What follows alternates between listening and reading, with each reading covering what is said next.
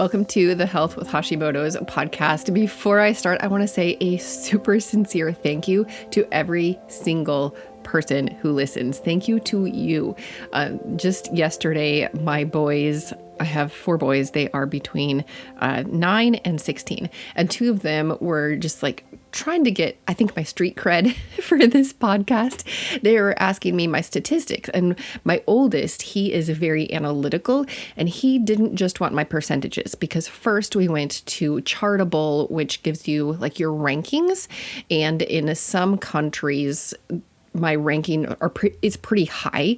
Like in, I think, Bulgaria, I was 8th in the alternative health category. And he's like, yeah, but how many alternative health, podcasts are there? Like, he's really skeptical. He didn't want to give me any credit for having a great podcast. And so then I found a different chart where it's actually from my podcast host, and it tells me all of the countries where people listen. And there are people listening to this podcast from 56 different countries. So thank you from the bottom of my heart. Thank you for listening, for subscribing, for leaving me ratings and reviews. It is such an honor to share this information with you and help you on your journey to better health, because I know that when you are tired of feeling exhausted and overwhelmed, you're looking for solutions, but you're looking for root causes of your autoimmune condition. You don't just want surface level band-aids, and that's why you're here listening to this podcast. That's what I hope to give you in every single episode. So the last 2 episodes, we dove into the root causes of Hashimoto's thyroiditis. And, now you get to take that next step. Now that you've listened to those 2 episodes, and if you haven't, go back and listen to those 2. I think they're probably going to be 2 of the most foundational, important episodes of this entire podcast for as long as it goes on, because you need to know those root causes. But after you listen to those, now you can take action on your own root causes so that you can see results. Because when you change the condition of the root causes, then you're going to see changes downstream or, in the leaves. When you're going to water a plant, you don't just spritz the leaves, you have to address the soil. And so we revealed kind of the soil. We revealed different things that need to have action taken on them in order to make a difference in your overall health. Now, another thing that I do on this podcast is I always come at things from a holistic perspective. And you know that if you've listened for any time, you know that to me, holistic means body, mind, spirit, diet, environment. It doesn't mean throwing out everything that's conventional medicine. It doesn't mean embracing everything that's like alternative. It means looking at the whole picture and figuring out what is going to work for you. So as we talked about the different root causes, one of them was low vitamin D. I do have a couple episodes on vitamin D, specifically episode 9. So if you don't know the importance of vitamin D, then head back and listen to episode 9, where I go into all of the ways that vitamin D is important for your immune system and has a role in autoimmune conditions, especially, Hashimoto's. Today, we're going to talk about how to pick a good supplement, how to know which vitamin D to pull off the shelf, because there's a lot of vitamin D supplements out there. A lot. Now, first of all, I want to say I take supplements for 2 different reasons. The first reason I take supplements or activators is to activate my body to do something like create antioxidants or to make more collagen or to reduce oxidative stress. Those are all things that your body can naturally do. But as you age and as your body breaks down, it does those things less and less. For example, creating your own antioxidants. It happens through a pathway in the body that's called the NRF2 pathway. It's got a really, really long name.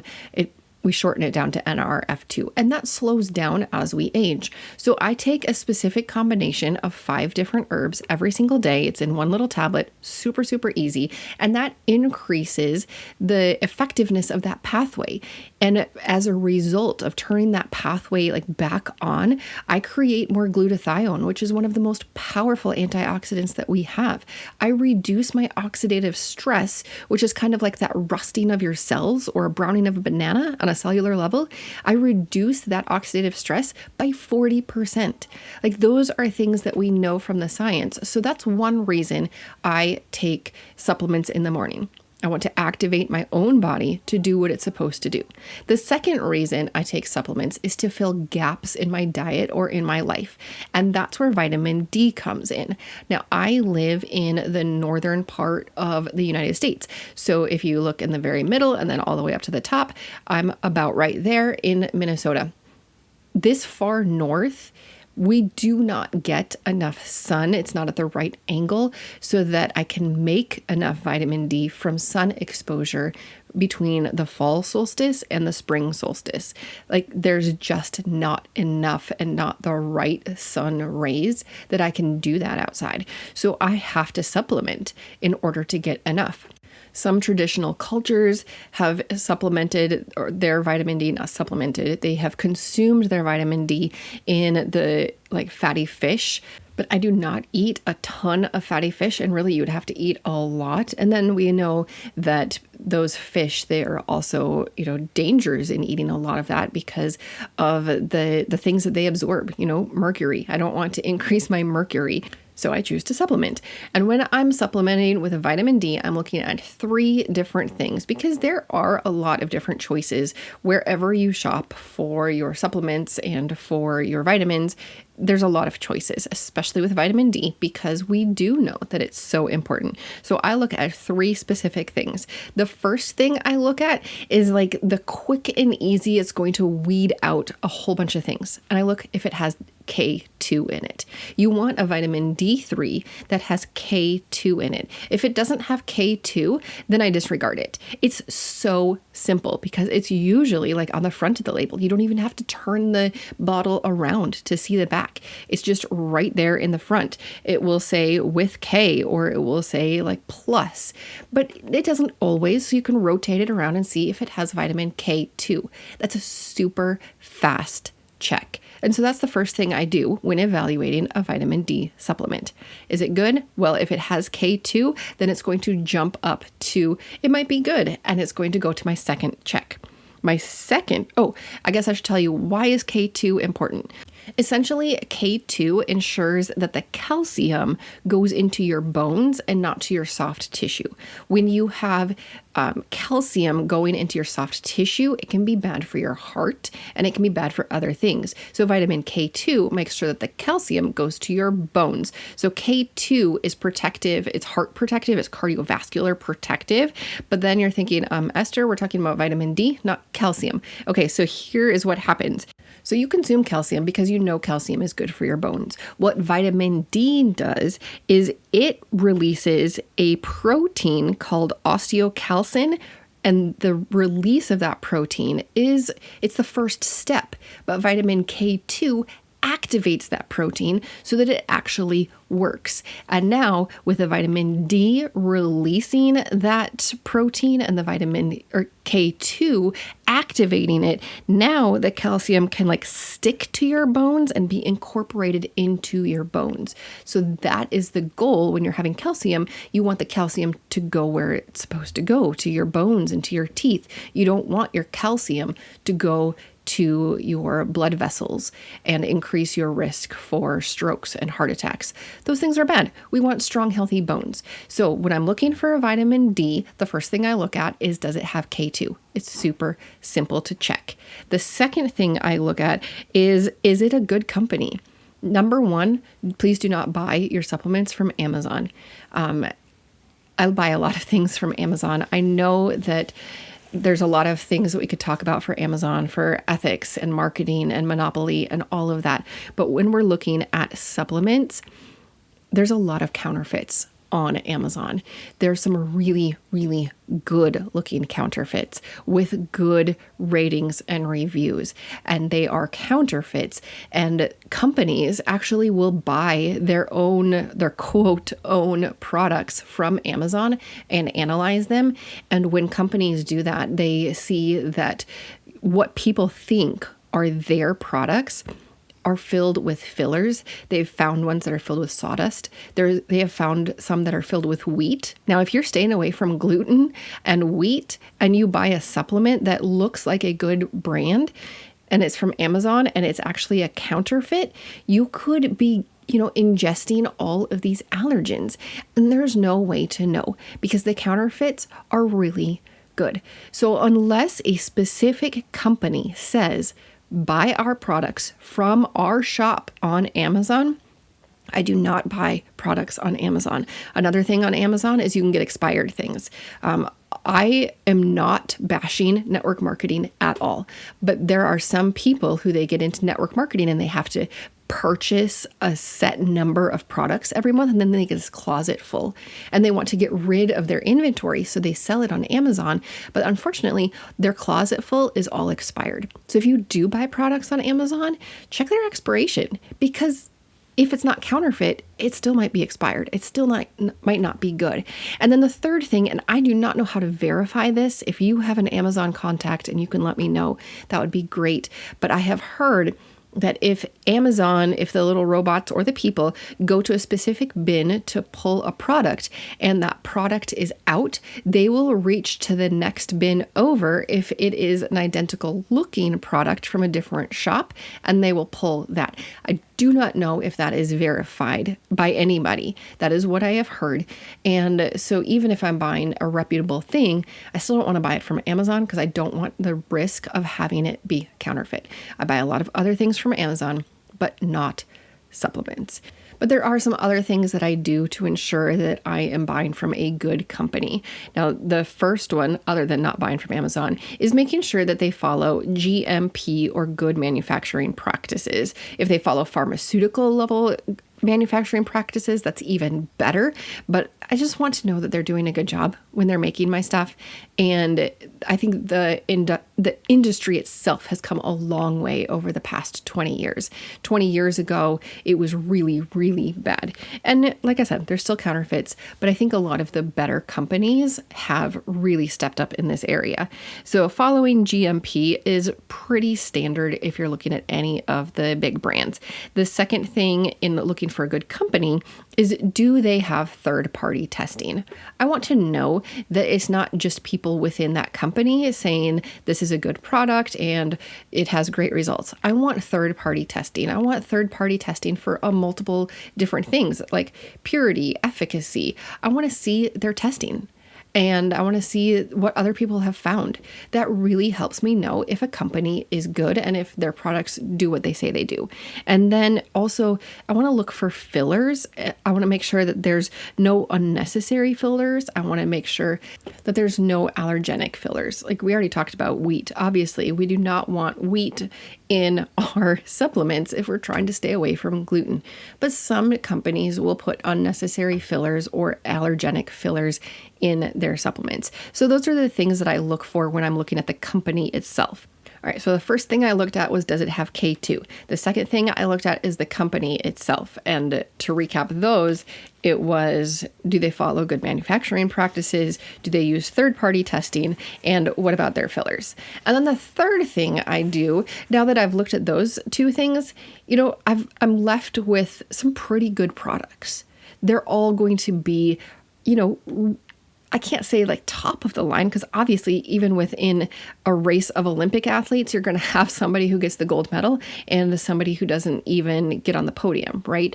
But there are some things that I'm looking for in the collection of good products that I have now found. And those are going to be like, how does it fit into my family's budget? And am I going to pay for shipping? Those are really what it comes down to. I typically order my products from 2 different companies, and you've heard me talk about both of them on this podcast. So the 2 different places where I get vitamin D from are from LifeVantage and USANA Health Sciences. Both of them have really good vitamin D. They both have K2. Now the LifeVantage one has some other things in it. So when I'm looking at, do I want some extra calcium or magnesium? Horsetail extract is in the LifeVantage one, And that's another thing that helps the calcium go where it needs to go. It's really good for your bones. And so the LifeVantage one is really good for my bone health, and it has those extra minerals in it. The vitamin D from USANA Health Sciences, that one is a teeny tiny pill, so it's easier to swallow. My kids don't notice it as much, and there's more in the bottle. So those are kind of like, just straight off the bat, those are the two things that I look at when I'm comparing those two. And then it kind of comes down to which company am I ordering from, and do I need something else so that I can get cheaper or free shipping? Really, that's what it comes down to for me. Right now, if you're listening at the end of September, there's a flash sale going on in LifeVantage. And you know what? That plays a role in my decision making too, because there's 6 people in my family. So I need to make sure that every single decision I make in purchasing things for our health also considers the budget. So here is the breakdown for these two companies. The LifeVantage D3 Plus, which, like I said, it has other minerals in it as well as herbs. It has 60 tablets in the bottle, and there's 2 tablets in a serving. So it's 30 servings, and it is $25. Like I said, there's a flash sale, so you can save 30% on it right now. And then the USANA one is 84 tablets in the bottle. However, it's only 1 tablet per serving. So it's 84 servings, and that one is $24. So if you just look at how many servings for how many dollars, typically I go with the USANA one for my family because, like I said, there are 6 of us. Both of them are really good products. They both have the same amount of vitamin D in them. I think they both have the same amount of vitamin K2. Let me look, hang on. Okay, so the LifeVantage one has a little bit more K2 in it, but that's per serving. And quite honestly, if I am giving everybody in my family some vitamin D, I'm only giving them 1 tablet apiece, no matter how much it is. And you might be different than me in that way. You might be like, okay, everybody's getting a full serving, but I just line up all of the little vitamin containers and I put 1 in everybody's vitamin container. So for me, usually USANA is going to beat out LifeVantage in the vitamin D category. Now, other categories, LifeVantage beats hands down every single time. We've talked about the activators before, activating my own systems. LifeVantage way beats out USANA for that. So I make monthly orders from both of those companies. And then there is one exception to my vitamin D in the past that I have done. And that was when my nurse practitioner looked at my vitamin D labs and she said she wanted me to get a ton of vitamin D to increase my blood levels significantly. She wrote me a prescription for vitamin D and the entire bottle, and it was huge doses. The entire bottle was, I think, $12 in cash. So for that season, I used the prescription vitamin D. So how you choose to supplement and how much you choose to supplement is really up to you. If you want to dig into like how much you need, the FLCCC, the Frontline Doctors, they have a chart which is going to be linked right down below in the show notes for how much to give to each person. For kids 6 to 12 years old, they recommend 1,000 to 2,800 international units every day, and that is the equivalent to 25 to 70 micrograms. You're going to see bottles with both of those things. For 13 to 18-year-olds, they recommend 2,800 international units a day up to 3,500, and that would be 70 to 88 micrograms. And then for an adult who has a normal BMI, so that's the body mass index, they say 5,000 to 8,000 international units a day, which is the same as 125 to 200 micrograms. Now, if you have more body fat, then you need more vitamin D because D is stored in your fat. So if you're looking at filling up your stores, you have more storage area for the vitamin D. So people who have larger BMI, who have more fat cells, they typically need more vitamin D in order to get to the appropriate lab number. And also because it's fat soluble, you typically want to take vitamin D with a meal that has some fat so that your body can use it appropriately. And of course, because we're talking about supplements, I'm going to give you this disclaimer. Any supplement you want to keep out of the reach of children, always consult your physicians if you're pregnant, nursing, or taking a prescription drug, or if you have medical condition. And then, while vitamin D deficiencies are widespread, it's not something that should be taken without regard to safety. So if you exceed the established upper limit of 100 micrograms, which is 4,000 IUs, then you should technically have regular blood tests for vitamin D, and you should consult with your doctor just for safety. And I have told you in previous episodes how to get those vitamin D tests very easily. Check out episode 9 for more information on that. It has been such an honor helping you out with your health. Thank you again for listening wherever you're listening from, and thanks for the ratings and reviews. It really makes a difference in how much this podcast is pushed out to other people. I really appreciate you, and I will see you next week on the Health with Hashimoto's podcast. This podcast is for informational and educational purposes only. Please be sure to discuss any concerns and plans with your trusted healthcare professional.